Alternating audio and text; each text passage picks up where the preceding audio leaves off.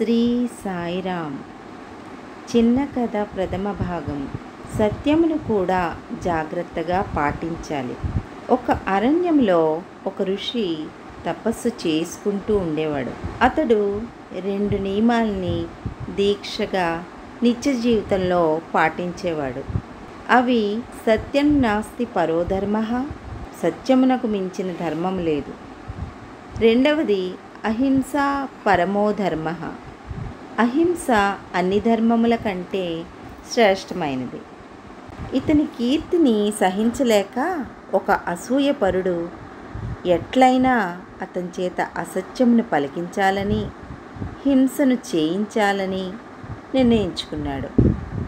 ఒకనాడు అతడు ఒక వేటగాని వలె ఏదో ఒక మృగంను తరుముకుంటూ ఆ ఋషి ఉండే ఆశ్రమం వైపుకి వచ్చాడు.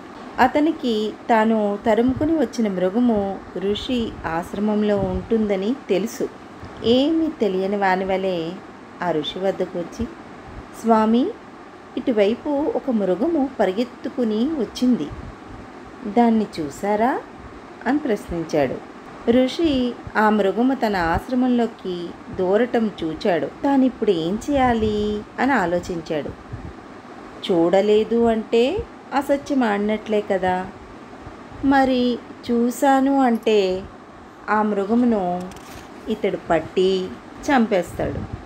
అప్పుడు నేను ఆ మృగం మరణానికి కారకుడినవుతాను అని కొంత యోచించి నిదానంగా, నాయనా, ఏది చూచిందో అది మాట్లాడనేరదు, ఏది మాట్లాడగలదో అది చూడలేదు అన్నాడు. సాధారణంగా ఋషులు అటువంటి గూఢార్థంతో నిండిన వాక్యములు పలుకుతారు. ఈ వేటగానికి ఏమీ అర్థం కాలేదు. ఋషి కన్నులు మూసుకుని ధ్యానం చేయటం ప్రారంభించాడు. వేటగాడు వచ్చిన దారినే వెళ్ళిపోయాడు. ఇక్కడ ఋషి చమత్కారంగా మాట్లాడి తన నియమములకు భంగం లేకుండా చూసుకున్నాడు. అతను చెప్పిన దానికి అర్థమేమి? చూచిన కన్నులు మాట్లాడనేరవు కదా, మాట్లాడే నోరు చూడనేరదు కదా.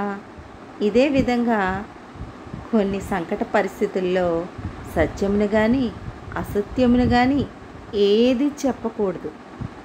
దీన్నే ఆపద్ధర్మము అంటారు. సత్యం చెప్పి మరొకరికి కీడు కలిగేటట్లు చేయకూడదు. సమాజంలో నొప్పించక తానొవ్వక అన్నట్లు వ్యవహరించాలి. ఓం శ్రీ సాయిరామ్.